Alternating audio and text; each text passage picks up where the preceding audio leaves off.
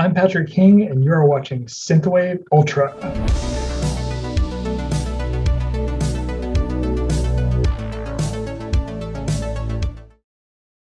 My guest today is an artist in every sense of the word, getting her start in the world of high fashion footwear before fully transitioning into music. She combines numerous genres from synthwave, dark synth, prog rock, industrial, baroque pop, and more to create a genre that is entirely unto herself. Here's my conversation with Zarina. Marcus, how are you, Patrick? Good, it's good. It's so nice to actually talk to you like face to face like this. I know, I'm so excited. Thank you so much for having me. Yeah, of course. Yeah. How's everything? Good. Just staying busy. Just lots of projects. This has been my big thing all of a sudden because it was funny. I just had this idea a couple of weeks ago, and I just couldn't get it in my head. I'm like, I know lots of people in the synth retro scene. Like, why not do your thing and talk to them? I thought that'd be a lot of fun, and yeah, it has been so far. Yeah, absolutely. And actually, I wanted to ask you, did you ever ask Static Realms to No, work no, on them? no, I haven't. Let me actually make a note of We that. are working on developing our channel and making it bigger. It's theirs, not mine. I'm just like piggybacking on them. Yeah. But they're growing the channel, and so and it's been really, really cool because you get like live interaction with people, and they already have like a growing following on their channel. And then later on you can upload it to your YouTube.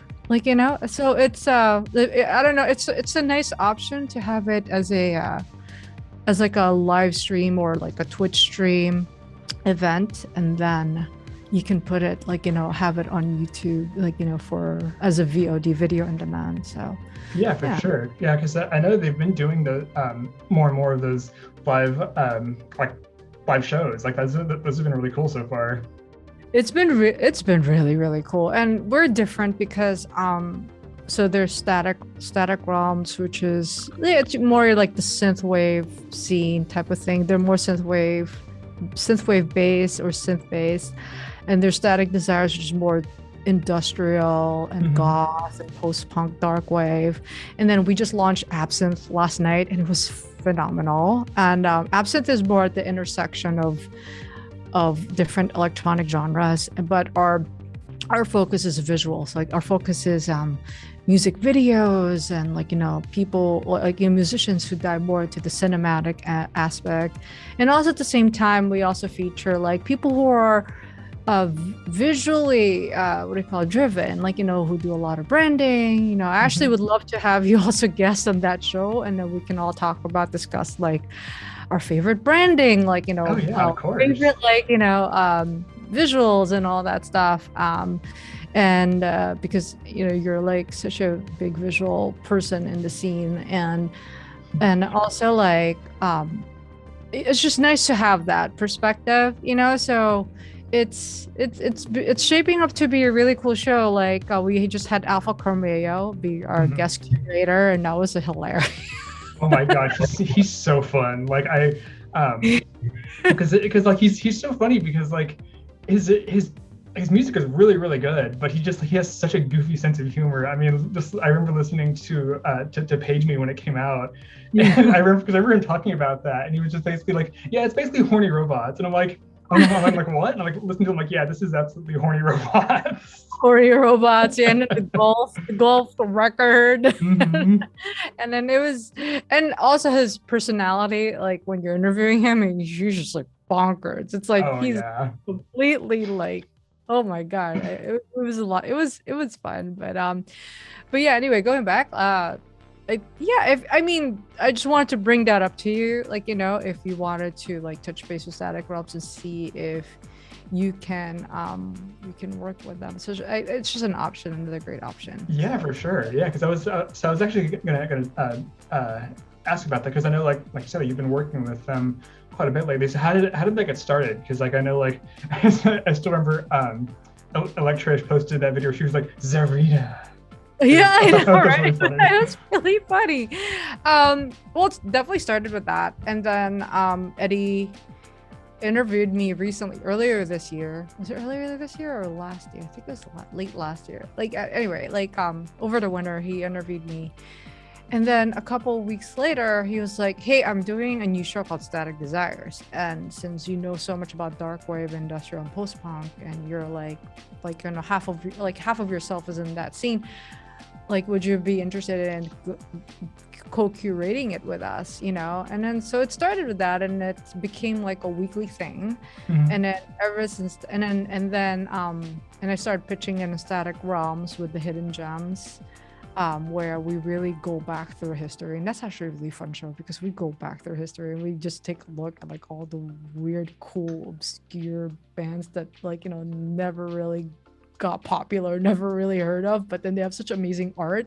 You know what I mean? Like, we just do that. And then recently Trish and Eddie were like, you know, you have Absynth, like, you know, like, why don't you also develop that into like a video podcast format? And where you guys can talk about your articles, talk about the artists that you featured, and, like, you know, talk about their perspective. And so I started developing it, and it actually started becoming, I brought in Thorson, because like he saw me working on Absynth with Kizanaut, and he was like, do you guys have room for more people? I would love to like pitch in and contribute and help out. Like, I want to get involved. And I was like, you know, sure, because Absynth is it's artists for artists type of journal. So it's like, we're not just curators, we're not just bloggers or journalists, we're actually artists, like, you know, basically lifting other artists. So that's like the whole premise behind it, you know. And so we don't really talk about ourselves, we talk about our other artists. We like make a point to like not promote ourselves. We're always about just promoting artists. So and so I brought in Thorson first as a writer, so he's starting to write like some, like, you know, opinion pieces and stuff like that. And then I was like, you know what, you have such a cool presence. Like, I saw him, were you there when on Static Realms when they showed Blake Carpenter's music videos? And then, well, anyway, Thorson and Scott Eric McClure were both on Blake Carpenter's music video, and then, like, you know, and Thorson just popped out of nowhere with a saxophone and started, like, you know, jamming with the saxophone. And I thought that was such a fun moment, you know. And then that like stayed with me, and like it really struck me. And then I got to know him on Twitter and on social media, and then he's actually this really, really fun dude, and he seems really intelligent. So I was like, how do you feel about being a guest curator on Twitch, on camera, doing the apps, like being my guest co-curator on Absynth? And he was like, oh, totally, I'm down for it, you know. So when we started filming our episodes, and we aired the first episode last night, and the reception has been so great, and I'm just awesome. so happy and so proud. And then we're bringing in, do you know Jake from Electrodome? I don't think so, no. I mean, I might have seen him like on Twitter at some point, but I don't know if I'm familiar. So Jake is from Radio Wigwam. His radio station basically covers a lot of, like, similarly, like, you know, has some synthwave, has some industrial, has some like other electronic genres.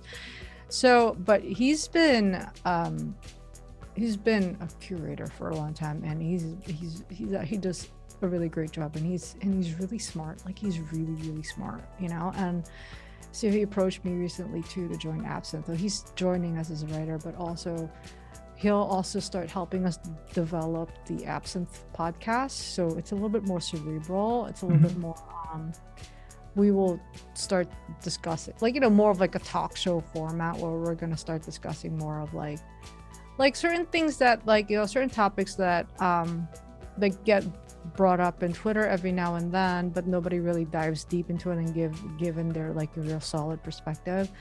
And like, you know, just to help artists, like, you know, what do we feel about PR and marketing these days, like, you know, branding, like, you know, what can artists do to help them, like, you know, what do we feel about the issues with, like, a lot of plagiarism that's happening. yeah like, yeah, but Sorry, go ahead.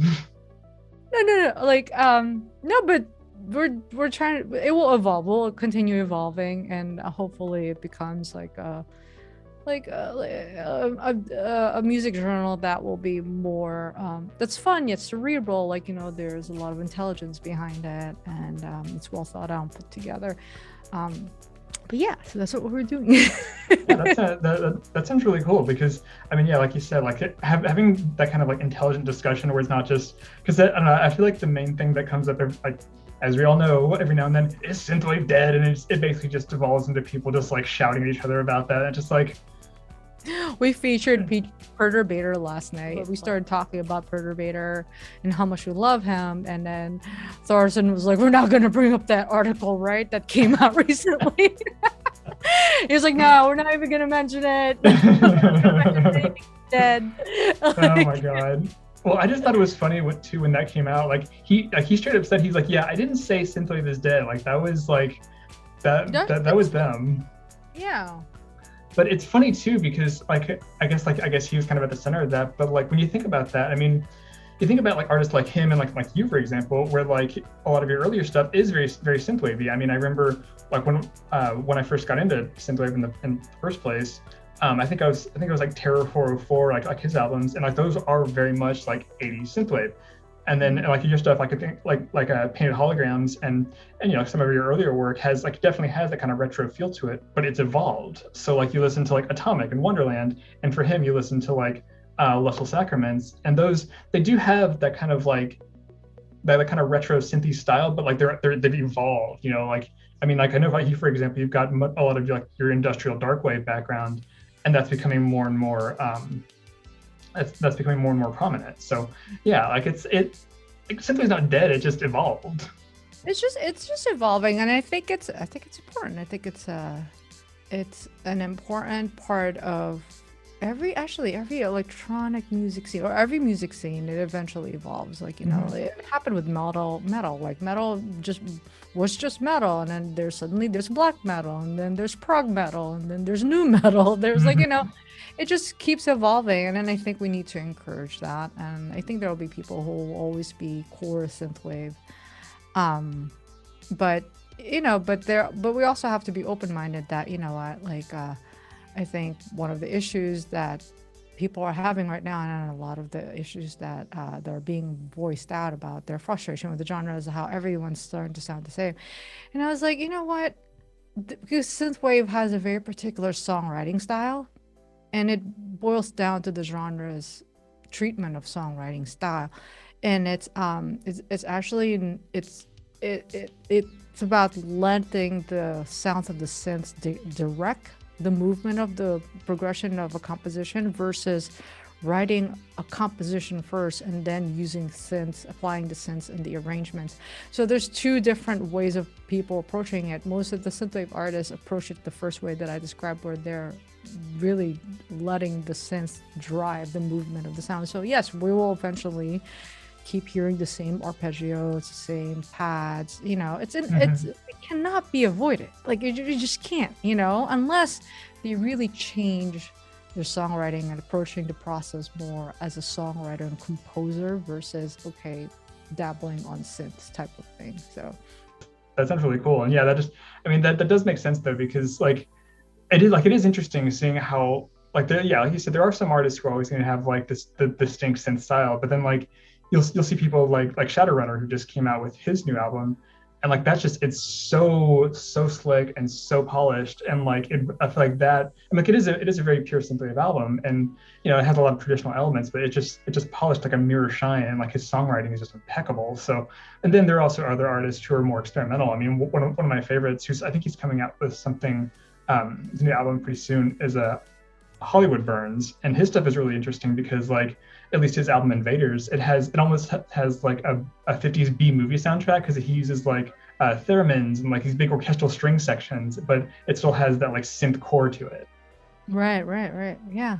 No, there are a lot of I think when they let their personality shine, and I think that's really what's going to make a huge difference. It's like they let their own uniqueness like really shine, their own voice, their own perspective come through, you know, because you know, like we all use the same guitars too. We all use the same guitar amps. We all use the same guitar pedals, but we all use them all very differently. You know, it's like our personality. And also, but it's also the personality of our performances, like, because like with guitars and let's say piano and keys, they're so tangible, you know, where the way we use them and the way our hands go on them direct how they all become, like, you know, it directs like how the performance is gonna sound and how the feel is gonna come out, you know, versus with synths where it's like it's really like pressing certain, like, you know, certain keys and letting the sound go, like an arpeggiator would go on it, like, you know, 1/16, 1/8, like, you know, and then that directs it. It's not like you're doing the arpeggiating yourself like this. No, it's just one touch of a button and it goes, you know. But yeah, so it's like all your nuances, your human nuances, they don't come through. So you have to find ways to make sure that your own human nuance comes through like, you know, through those robotic sounds. So yeah, exactly. That's one of the things that makes it so interesting. And that's, I feel like that's going to be the case with in any musician, any artist, just like applying your own voice to it. Because yeah, you can definitely see that where there are a lot of synthwave artists, like especially as it grows. There are a lot of artists who do, like, they don't really have like their own distinct sound, and it kind of gets lost in the haze. Where like, and that's where I can kind of see where people talking about the idea of like of it becoming oversaturated, where like, yeah, people who does have kind of a generic sound, but then kind of going back to what you're saying, like having people who have people who like really develop their own sound and like are able to like project their voice into it. I mean, you look at Michael Oakley, like his newest album was really interesting because like, I love his new album. Like, it's so good. It's so good. And it like, you know, so we did cover it for Absynth, and it had so much global elements to it, like, you know, and it had a very global sound. It sounded very Peter Gabriel, like, you know, Genesis type of vibe, and the way he applied this is the way. And again, it's a perfect example of like this, like Michael Oakley's a composer, like he is a composer, and he really approaches his music and his songs in that more traditional way, like, you know, from a composer's type of point of view and a songwriter point of view. And that's why he sounds really different. I think the same thing can be said about Ollie Wright. That's why they really shine, you know, and their personality really cuts through the mustard. And I think that's what we need. Like, we need our personalities to shine through, you know.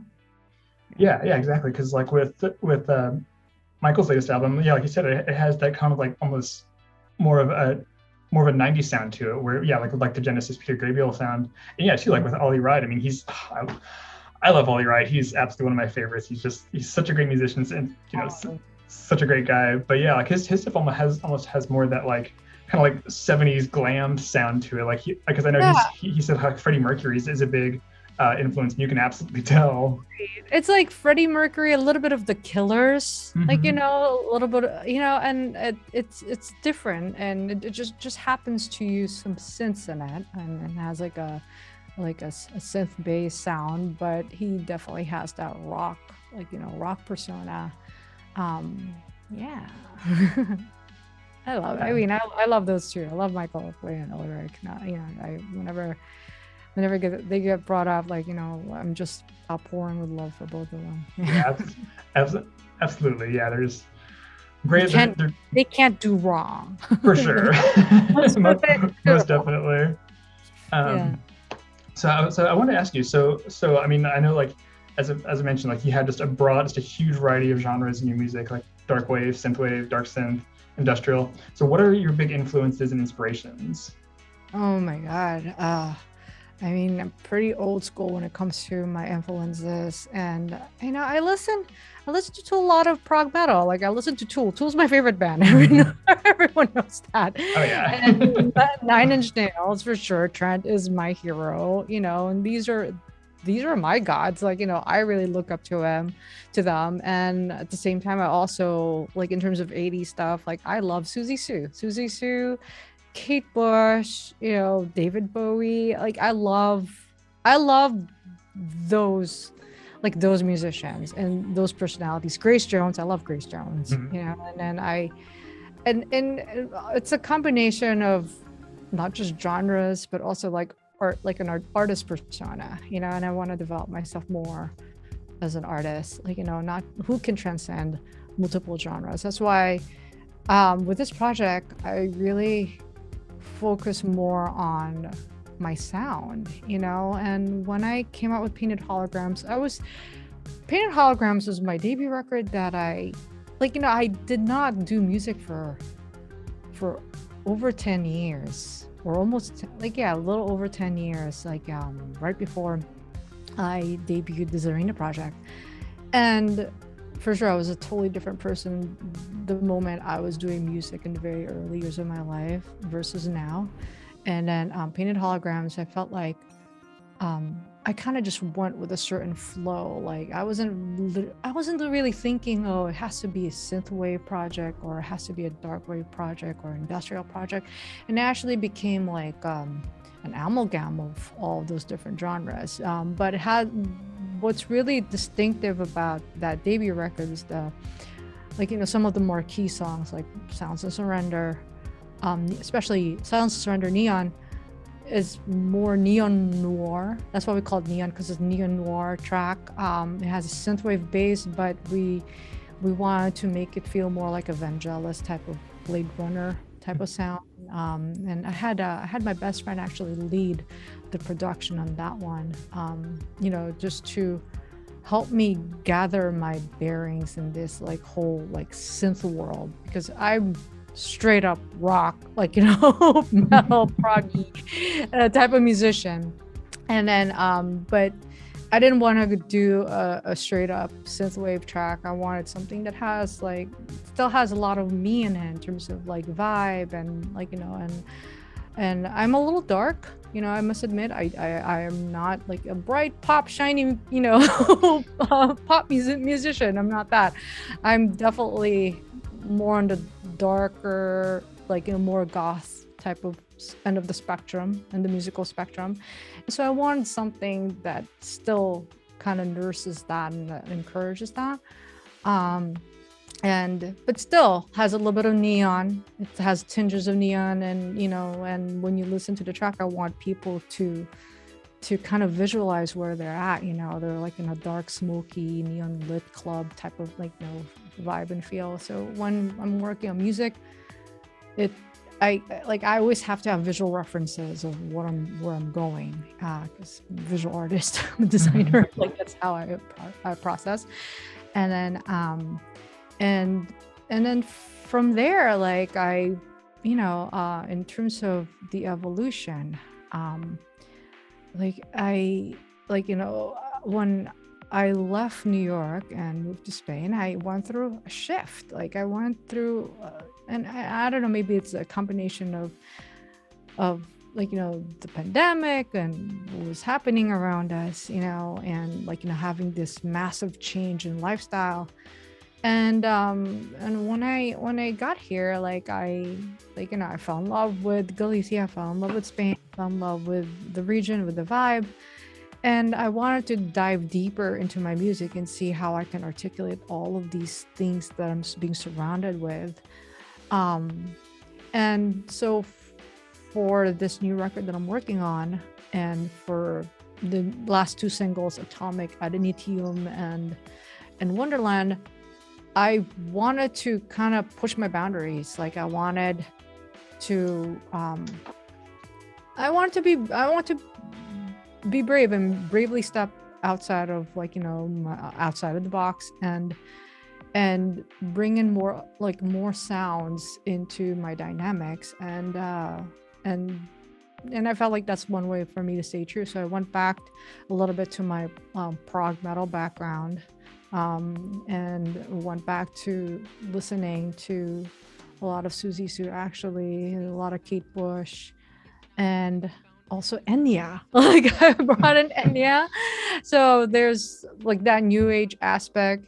And then I was also listening to a lot of Florence and the Machine, but the reason for Enya and Florence and the Machine, because they have that like that Gaelic type of sound, and then new agey, type of vibe. I mean, Enya's definitely new age, but because that's Galicia, Galicia, Galicia, Spanish for Gaelic. We are a Gaelic region. A lot of that is in its history, and it's in the surroundings. You definitely feel it. It's we're like the Ireland and Scotland of Spain, and I wanted to pay respect to that. And I was definitely affected by it and I thought it was a great opportunity to bring in that new agey vibe, and like new agey gothic-y vibe into the mix of into the spectrum of my sound. So I feel like that's the evolution, and I feel like it will continuously evolve and progress. But this new record's definitely, it's very, very different. And it's the same way. I'm not saying it's just as good, but I'm saying it's the same way as Perturbator stepped outside of his usual confines and went more 80s post-punk, 80s gothic, and dark wave. My record kind of is doing the same thing, where it's like, you know what, I am acknowledging what I've done in the past, and I'm paying respect to it. At the same time, I want to pave a specific road for myself that will further make me more true to who I am, and at the same time definitive of like my own artist perspective. Yeah, that's great. I mean, like you said, it just being able to like to push yourself like that, and just really like, I mean, you're basically just like pushing yourself and growing as an artist. Like, I think that's really admirable, just because yeah, I mean, not least because you're trying new things and developing yourself, but also too, like, you don't want to put out the same album over and over again. Which I feel like I'm also like, getting a lot more resolved, and it's funny because Iron Scarlet, when he reviewed Painted Holograms, like, he saw the potential in the project, but the one thing that he did mention, and it actually just stuck with me and this resonated with me, was the fact that he was like, I can't wait for, like, Zarina, he basically says Zarina has a lot of different ideas and different influences, of course, because of my history and background as a musician. But he was like, I can't wait for her to resolve, like, her sound into something that's hers, truly hers, and that's different and unique. And and he saw that, and I kind of felt that too, like, when I was just like, yeah, I need to start resolving this, because there's a lot of ideas going on happening, and I just need to kind of just tighten it up and put together a body of work that really has one strong perspective and has its own unique, distinctive sound. Yeah, definitely. I mean, and I feel like you have done that too. Like, I mean, again, going back to I'm trying. Yeah, but going back to your more recent stuff. I mean, you listen to Atomic, you listen to Wonderland. Like, you can tell these are definitely Zarina tracks. Like, they have your unique sound and style to them. No, thank you. That's important to me. Like, and if you look at Atomic and Wonderland, they're like two polar opposite tracks. Oh yeah, for sure. Yeah. Total polar opposites, like, yin and yang is very, I'm a Gemini, so very Gemini effect there. But it really covers the grounds of where I'm going. That's why I released those two first as my first two singles. And then I'm really grateful to have Von Herzog be like really more my technical right hand co-producer, like, because like when I'm writing and composing, it's just massive, like really massive production. Like, I kind of went all out with this one. Like, I've developed like my own simulated chamber orchestra programming. Wow. And then really nerded out on, like, on a lot of that scoring aspect and arrangement aspect.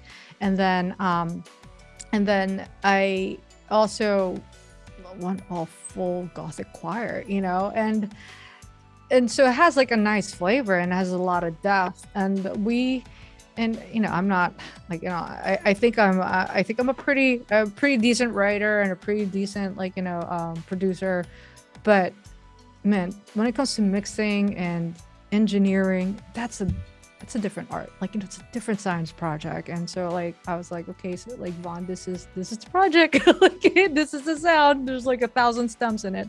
Help me weed this through, and like, what can we do to make this sound great, make my snare sound better.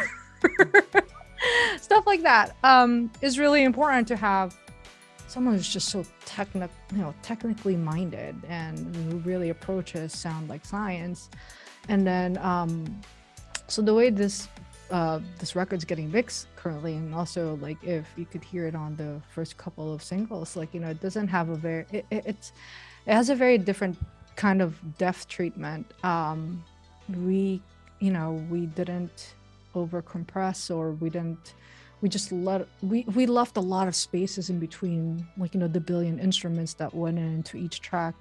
And so also in that end, we're also discovering new things, and that really gets me excited when I feel like, oh wow, like we could really manipulate the sound to do more of a 3D depth, because a lot of electronic music is very linear. It's very linear and highly compressed, so it's like, it looks like this, right? And it rolls like this. It's very flat, but it's all like volume, versus like, taking a track and then creating that like depth, and you can hear it as though you're in the room, you know what I mean? Like, when you're listening to it. And I think that was really important. That was really important to me. Like, those are things that get me excited when I'm like, okay, we're doing something that's possibly like, breaking new grounds for us, because Vaughn's never done that before. I've never done that before. We're like, this is new. We're doing something new here. So that was, to me, that's like, I love that. And I love having like, having him, as someone who can really guide me through the world of sound. Yeah, that's great. Because I know you've I guess because you've been working with him primarily just like on this most recent record, but it seems like I'll see y'all going back and forth on Twitter, and it's like, no, that's really cool to be able to have that kind of like really strong working relationship where like he's able to bring a lot to the table, and like you two complement each other, and he can really enhance your sound like that. It's been great too. Like we're pretty much family, and I love that. To me, it's not just a working relationship, like, because I feel like developing it to something, it's like, it's not just a professional relationship. This is like, we're really treating each other as family, and I think that's really, really important. We're friends, and a different level of respect and treatment for sure, versus just like a client, and like instead of like a client type of like basis. But and Vaughn's cool. He's really talented, and he's really, really awesome, and he's got like such an amazing breadth of expertise in mixing and engineering and production. Nice. Well, so we just got a couple more minutes, but speaking of family, one thing I wanted to ask, so featured very prominently in like your Twitter and Instagram and everything is Hamlet. So tell me about Hamlet, just because he seems like such a little character. Hamlet, yes, he is definitely a little character. He's my 5-year-old French bulldog, and basically the love of everyone's lives in this household. He's definitely as sassy as as you see him to be on Twitter and on social media, and he actually is such a super chill dog, and he doesn't really make too much of a demand, like, and recently we had to put him on a diet because the Spanish vets here were all complaining that he's getting really chunky and chubby. And for sure the star of every music video that we put him in, like, it's like we always make our best effort to make sure that there's a role for Hamlet. Well, yeah, I love that when the Wonderland video came out, and there was the part with in the forest, and there he is with you as the the forest nymph with the little horns, just like, oh, Yeah. that was adorable. I know, he's like yeah, we called him the little baby Baphomet. That's right. That's right. Little baby Baphomet. And that was really funny. And they're like, people are like giving us like side stares. We're like, we're gonna call him that. I was like, yeah, we're gonna call him little baby Baphomet. That's adorable. Yeah, That's really funny. Well, cool. Well, so before we go, was there anything else you wanted to add, or anything you wanted to promote, or anything like that, or? oh, well, number one, thank you for sure. Thank you, Patrick, for all the support, and you've been such an amazing synth fan. And I try. One who's watching, thank you for watching and for supporting my project, the Zarina project, and it's really meaningful to me. I do this because I love it. I just love it. Am I gonna be a big rock star? Probably not. but you know what? I just love doing my art, and that's what matters. And then and keep supporting the community and the artists in the scene. Always share everyone's work, the ones that you love, and always let everyone know that if you discover someone really awesome. So that's my message to everyone. Again, thank you for doing this. Of course. Really honored to be part of this. Well, I'll let you go, and so have yourself a great evening, and I'll talk to you soon. Talk to you soon. Bye. Have a great weekend. That was my conversation with Zarina. Be sure to check out her work on Bandcamp, Spotify, and other streaming services, and follow her online. You can follow me at PatrickKingArt on Instagram, Twitter, and Facebook. Be sure to like and subscribe for more Synthwave interviews, and leave a comment below. This has been Synthwave Ultra.